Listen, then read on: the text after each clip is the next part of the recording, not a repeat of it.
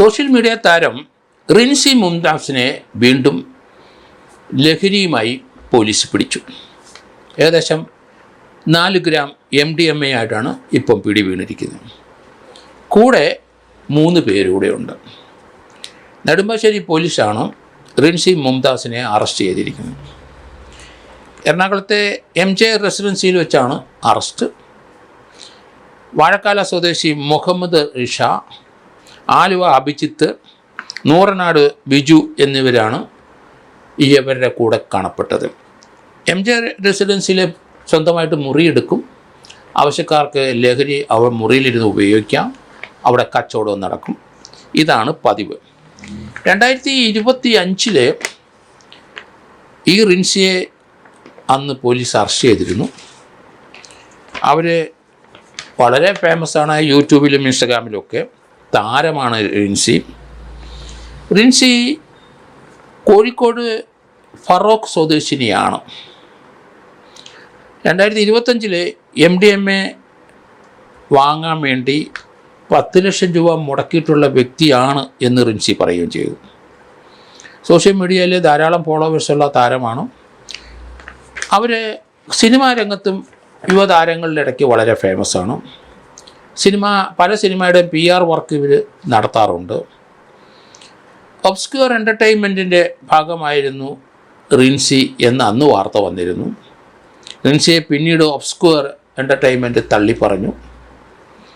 2025 അവർ അന്ന് നടത്തിയ ഇതേ കൊച്ചിയിൽ വെച്ച് നടത്തിയ 2 റെയ്ഡിലാണ് ഏകദേശം 20 gram MDMA. July 10 Kochi police അത് പിടിച്ചെടുത്തത്. അന്നും ഈ യൂട്യൂബർ ഫേമസാണ്.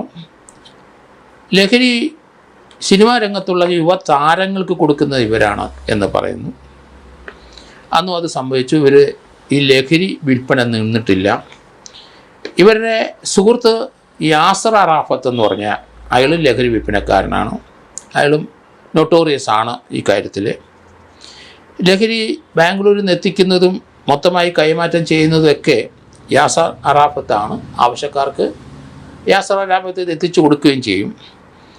ഇത്രയും വലിയ രീതിയിൽ 20 ഗ്രാമൊക്കെ ഒരേ ടൈം MDMA കൊണ്ടുവന്നുകൊണ്ടാണ് ഇവർ പറയുന്നത്. ഏകദേശം 10 ലക്ഷം രൂപ ഇവർക്ക് ഈ ലഹരി കച്ചവടത്തിന് മുടക്കുണ്ടെന്നാണ് പറയുന്നത്. പല സിനിമയുടെയും പ്രൊമോഷൻ ഇവർ ഏറ്റെടുക്കും. അവിടെ പണം കിട്ടും. പ്രൊമോഷൻ ഏറ്റെടുക്കുമ്പോൾ ധാരാളം സിനിമാ പ്രവർത്തകരുമായിട്ട് ബന്ധപ്പെടും, യുവതാരങ്ങളുമായിട്ട് ബന്ധപ്പെടും. കച്ചവടം വളരെ ഈസി ആയിട്ട് നടക്കും. ഇവർ നേരിട്ട് വാങ്ങാൻ ഭയമുള്ളവരൊക്കെ അവർ ഏതെങ്കിലും ലക്ഷറി ഹോട്ടലിൽ മുറിയെടുക്കും. അവരെ അവിടെ വന്ന് സന്ദർശിച്ചാൽ മതി. അവിടെ അത്യാവശ്യം ഇരുന്ന് വലിക്കുകയും ചെയ്യാം, അത് കച്ചവടം ചെയ്യുകയും ചെയ്യാം. അങ്ങനെയുള്ള ഒരു രീതിയിലാണ് ഇവരുടെ പ്രവർത്തന മേഖലകൾ. ഏതായാലും സോഷ്യൽ മീഡിയ താരമാണ് റിൻസി. ഇപ്പോൾ വീണ്ടും അവരെ ഏകദേശം 4 ഗ്രാം ലഹരിയുമായിട്ട് അവരെ ഇപ്പോൾ അറസ്റ്റ് ചെയ്തിരിക്കുകയാണ്. കൂടെ 3 പേരുകൂടെ ഉണ്ട്. ഏതായാലും ഇവർക്കൊക്കെ ജാമ്യം ആയിട്ട് രംഗത്ത് വരുന്നത് അവരെ കൂടെ പോലീസ് ശ്രദ്ധിക്കണം. ബാംഗ്ലൂരിൽ നിന്ന് സ്ഥിരമായിട്ട് ഇവിടെ ലഹരി സാധനങ്ങൾ കൊണ്ടുവരികയോ ഒരു ടീം തന്നെ ഉണ്ട് കൊച്ചിയിലും അതുപോലെ കോഴിക്കോട്ടും എത്തിക്കാനൊക്കെ. പക്ഷേ അവരിലൊരു കണ്ണി മാത്രമാണ് ഇവർ. റിൻസിയെ പല ആൾക്കാർ ഇപ്പോൾ ശ്രദ്ധിച്ചു തുടങ്ങിയിട്ടുണ്ട്. കാരണം അവർ സോഷ്യൽ മീഡിയയിൽ വളരെ സജീവമായിരുന്നുകൊണ്ടാണ്. യൂട്യൂബറും ഇൻസ്റ്റഗ്രാമും ഒക്കെ അവർ വരുന്നത് കൊണ്ട് റിൻസിയെ പലർക്കും അറിയാം. അവരെ ഈ സാധനം ഉണ്ടെന്നറിയാം. അതുകൊണ്ട് അവരെ ഏതെങ്കിലും രീതിയിൽ അപ്രോച്ച് ചെയ്യുക, അല്ലെങ്കിൽ എവിടെ ക്യാമ്പ് അടിച്ചിരിക്കുന്നത് ശ്രദ്ധിച്ചാൽ അവിടെ പോയി ഇതൊക്കെ വാങ്ങിച്ചു കൂട്ടാൻ നോക്കും. ഏതായാലും ഇപ്പോൾ 4 ഗ്രാമിൻ്റെ അടുത്ത് അവരെ MDMA അവരുടെ കൈവശമുണ്ട്.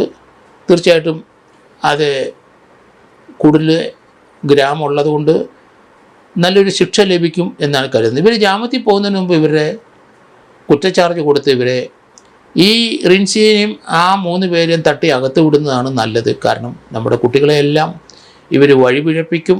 കാരണം ഏതെങ്കിലും സ്റ്റാർ ഹോട്ടലിലൊക്കെ പോയിരിക്കുമ്പോൾ അവിടെ മറ്റു രീതിയിലുള്ള ശല്യങ്ങളൊന്നും ഉണ്ടാകത്തില്ല എന്ന് റിൻസി മനസ്സിലാക്കിയിട്ടുണ്ട്.